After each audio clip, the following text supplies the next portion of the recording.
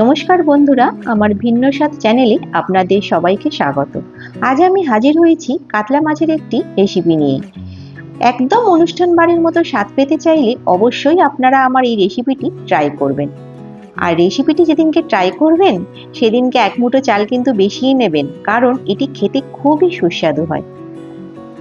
আর খুব ঘরোয়া উপাদান দিয়ে, খুব কম মশলা দিয়ে এটি তৈরি করে নেওয়া যায়। বাড়িতে লোকজন এলে তো অবশ্যই ট্রাই করবেন। চলুন প্রথমে আমরা এই রেসিপিটি করার জন্য কাতলা মাছ নিয়ে নিলাম। এখানে আমি 6 থেকে 7 পিস কাতলা মাছ নুন আর হলুদ দিয়ে ম্যারিনেট করে রেখেছি। তারপরে একটি কড়াই নিয়ে তাতে পরিমাণ মতো তেল দিয়ে মাছগুলো আমি এক এক করে ভেজে নেব। এই রান্নায় মাছগুলো একটু লাল লাল করে ভেজে নিতে হবে। মাছগুলো ভাজা হয়ে গেলে আমি এক এক করে মাছগুলো তুলে নেব তেল থেকে।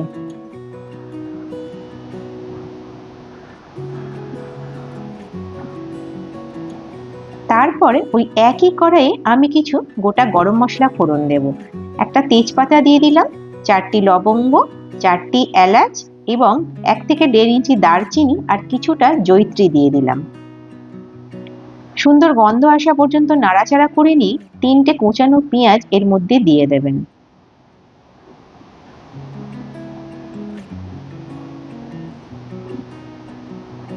পেঁয়াজটা যখন গোল্ডেন ব্রাউন হয়ে আসবে তখন আমরা এর মধ্যে 2 চামচ চিনি অ্যাড করব। এর জন্য আমাদের এই রান্নার কালারটা খুব সুন্দর এনহ্যান্স করবে।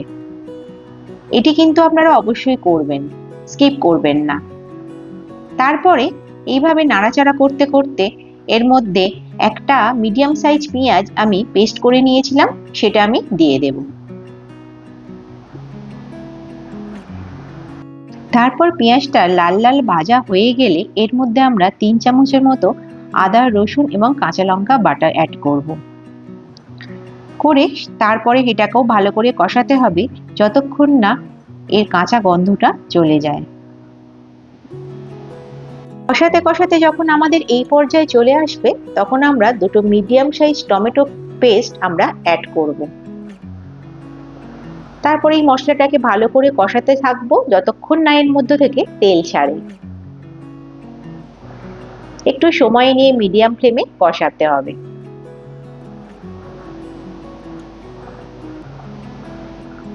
কষাতে কষাতে দেখবেন কালারটাও কিন্তু আমাদের ভালোভাবে চলে আসছে।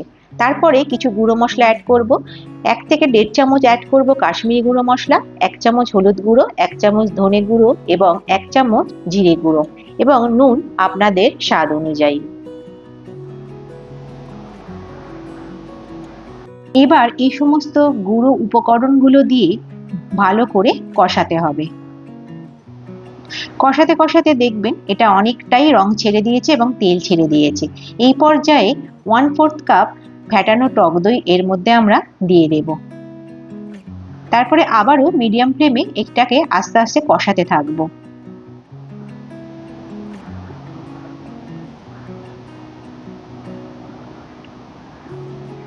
কষানোর এই পর্যায়ে যখন দেখবেন রং খুব সুন্দর এনহ্যান্স করেছে আর তেলটাও ছেড়ে দিয়েছে, তখন এর মধ্যে 300 গ্রামের মতো অবশ্যই গরম জল অ্যাড করবেন। তারপরে মশলাটাকে ওই গরম জলে ভালো করে মিশিয়ে নেবেন এবং এটাকে ফুটতে দেবেন।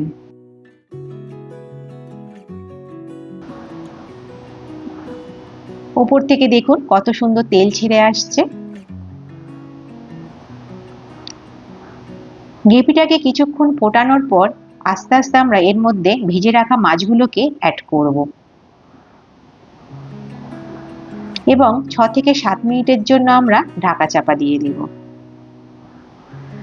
7-8 মিনিট পরে ঢাকা খোলার পরে গ্রেভিটার সাথে মাছগুলো খুব সুন্দরভাবে মিশে যাবে।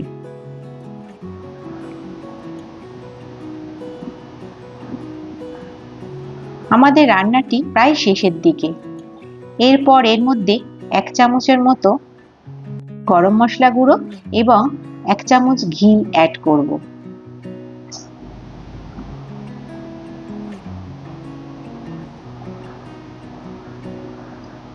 ভালো করে মিশিয়ে নিয়ে গ্যাসের ফ্লেমটা আমরা অফ করে দেব।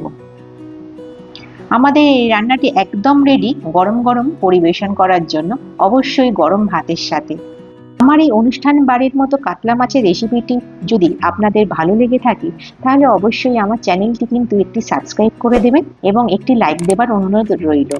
আর বেল আইকনটা অন করে রাখবেন পরবর্তী রেসিপিগুলো পাওয়ার জন্য। ভালো থাকবেন, ধন্যবাদ।